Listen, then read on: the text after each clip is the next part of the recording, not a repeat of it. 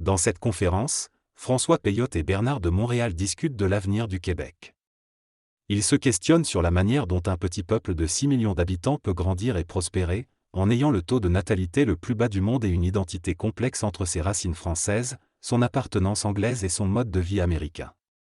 Ils abordent également la distinction entre le peuple québécois et la nation québécoise, soulignant que la nation est une entité psychique qui détermine les mouvements historiques de la conscience du peuple, tandis que le peuple est une collectivité d'êtres en incarnation qui cherche à devenir une nation. Ils soulignent que dans le monde d'aujourd'hui, il y a peu de nations qui sont véritablement unies avec leur peuple, et ils se demandent donc où le peuple québécois se dirige et comment il peut perdurer.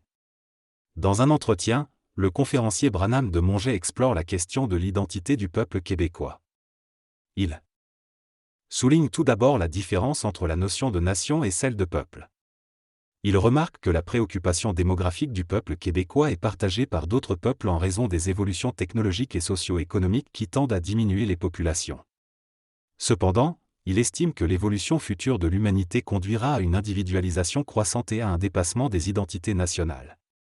Il affirme que l'esprit du peuple québécois sera puissant et vivant.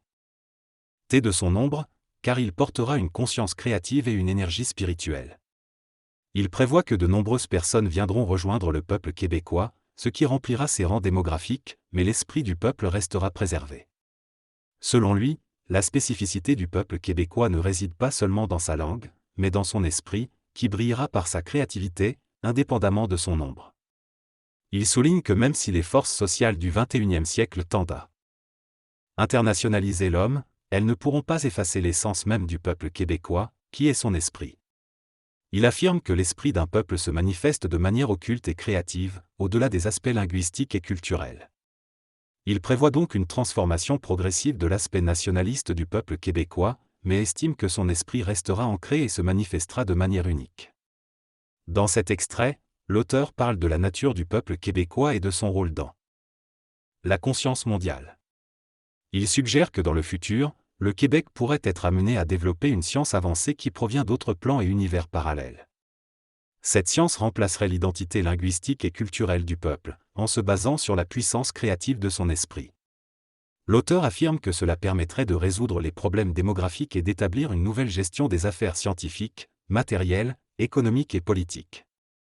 Il considère que le peuple québécois a une connexion avec d'autres mouvements historiques tels que le peuple juif, les Égyptiens et les Atlantes, et que son rôle est de contribuer à un nouveau développement et une nouvelle conscience sur la planète.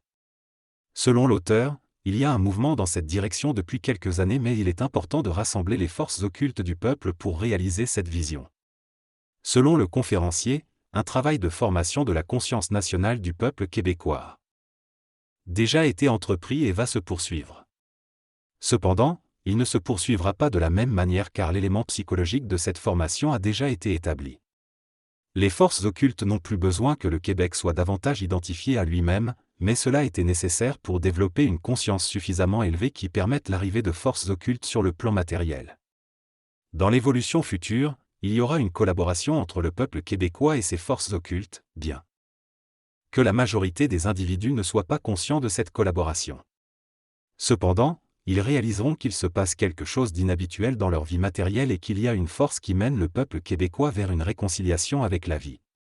Concernant l'idée d'indépendance du Québec, le conférencier affirme que tous les peuples veulent se faire respecter, mais certains peuples ont des âmes dont l'esprit ne peut se manifester qu'à un moment précis, souvent en lien avec des événements politiques. Ces événements politiques servent de catalyseur pour faire vibrer ces âmes et leur permettre de prendre conscience d'elles-mêmes.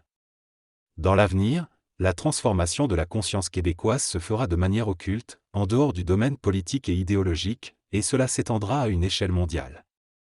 Les idées puissantes qui émergeront seront acceptées par les âmes car elles les attendent déjà dans leur formation subconsciente.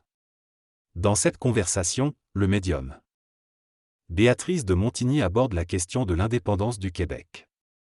Elle soutient que le mouvement vers l'indépendance sera occulte, c'est-à-dire qu'il sera soutenu par une énergie vibratoire invisible pour la plupart des gens. Elle affirme que cette vibration se propagera rapidement dans le monde et donnera au Québec une place importante dans l'histoire mondiale. Cependant, elle ne voit pas l'indépendance comme une séparation politique, mais plutôt comme une libération de la domination et de la soumission. Elle explique que René Lévesque, en tant que libérateur du peuple, et Pierre Trudeau, en tant que défenseur de l'unité nationale, ont tous deux joué un rôle dans un même moment historique. Elle souligne que cet accomplissement occulte doit être respecté et ne pas être poussé trop loin dans l'avenir. Elle conclut en disant que l'avenir du Québec sera différent et qu'il faut s'attendre à quelque chose de nouveau. Dans ces extraits d'interview, Bernard de Montréal aborde le mouvement d'indépendance au Québec au XXIe siècle. Il affirme que ce mouvement ne sera pas seulement basé sur le besoin du peuple, mais sur la puissance créative du peuple. Il explique que lorsque le peuple québécois cessera de vivre sous une domination et deviendra créatif, il n'aura plus besoin d'être indépendant car il sera déjà puissant. Selon lui, le Québec possède un potentiel créatif unique au monde, une virtuosité inégalée dans les domaines de la science, de la philosophie et de la religion. Il affirme que cette nouvelle qualité d'esprit émergera à mesure que les événements et les forces cosmiques de la nouvelle évolution se déploieront. Cependant, il ne se voit pas rentrer en politique, car il considère que son rôle est de travailler de manière occulte et de permettre aux événements de se dérouler dans le temps pour découvrir ce qu'il sait.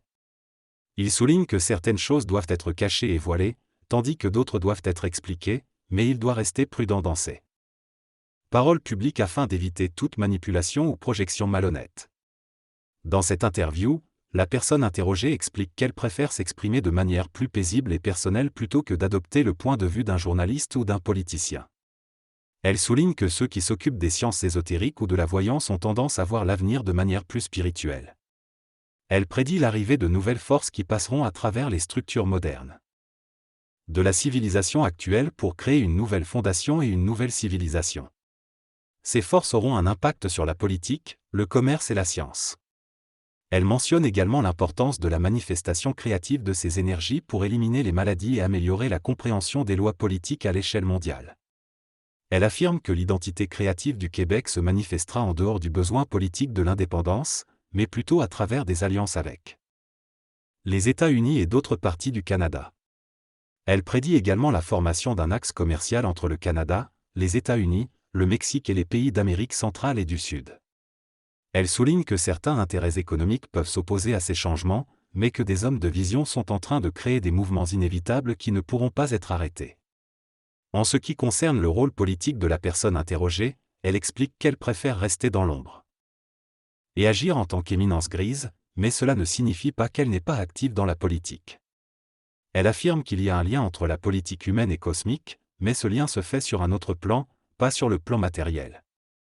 L'énergie qui passe à travers un être humain conscient est puissamment créative et ne peut être arrêtée. Cette énergie ne fait pas partie de la conscience égoïque de l'homme. Lorsque l'homme entre en fusion avec le courant historique de l'évolution, il doit travailler en coulisses car les masses, les spécialistes et les politiciens ne peuvent pas comprendre ce qui ne fait pas partie du présent, mais de l'avenir. Le cerveau humain a une limite psychologique car il pense, mais l'homme en fusion n'a pas besoin de penser.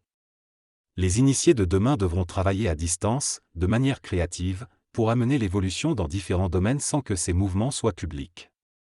Un homme en politique ouverte serait automatiquement dictatorial car il aurait une vision instantanée des problèmes. Cependant, les hommes doivent être protégés de cette vision et amenés graduellement à la réaliser. Par exemple, si l'auteur prédisait un événement, cela créerait des tensions énormes dans le monde. L'auteur sait que cela créerait un lien entre lui et les événements, mais il refuse de le faire publiquement car l'homme n'est pas prêt à comprendre cela. Cependant, il y aura un temps dans l'évolution de l'humanité où les hommes auront cette vision instantanée et pourront travailler avec le monde. Il est question ici de l'évolution de l'humanité vers ce que l'auteur appelle l'empire humain. Actuellement, nous avons des divisions raciales et nationales, mais éventuellement, il y aura une conscience mondiale fondée sur les principes occultes qui permettront à l'homme de comprendre sa véritable fonction sur Terre, permettre à l'esprit de se répandre dans la conscience de la planète. Lorsque cela se produira, l'homme pourra vivre en éthérique et voyager dans le cosmos, établissant des liens avec d'autres mondes. L'évolution de cette conscience nécessite cependant du temps. Des choses doivent se manifester sur Terre pour que l'homme puisse réaliser son existence au-delà de sa conscience karmique et sentiment de punition. Cette évolution créera une nouvelle fondation pour l'humanité. En ce qui concerne le Québec, l'auteur travaille sur la création d'un modèle social basé sur la science, le commerce et les idées, qui sera en harmonie avec les structures existantes. Il estime que dans le futur, le Québec ne cherchera plus l'indépendance par besoin, mais par créativité. Cette conscientisation permettra à l'homme de comprendre l'illusion de ses superstitions anciennes et de sa science moderne, et de réaliser enfin la jeunesse du réel. L'auteur souligne la différence entre intelligence civilisée et intelligence créatrice, et affirme que ceux qui sont conscients de cette intelligence créatrice sont également conscients d'une nouvelle phénoménologie de l'homme et d'une nouvelle relation entre l'homme et la vie. Ces individus découvrent des forces nouvelles dans l'évolution de l'humanité qui leur donneront une nouvelle vision et une nouvelle identité, basée sur la puissance de leur conscience créative. Le narrateur discute de la valeur de certaines choses et souligne que dans le passé, les êtres humains étaient soumis aux lois involutives de l'âme en incarnation karmique. Cela signifiait qu'ils devaient subir ce qu'il appelle la chute de l'homme, c'est-à-dire l'ignorance de l'homme, même si cette ignorance peut être très civilisée. Cependant, dans le futur, il affirme que l'humanité ne pourra plus compter sur cette chance pour deux raisons. Premièrement, il mentionne que toute l'humanité sera en contact avec des intelligences venues d'ailleurs, ce qui relève du domaine de Kemp.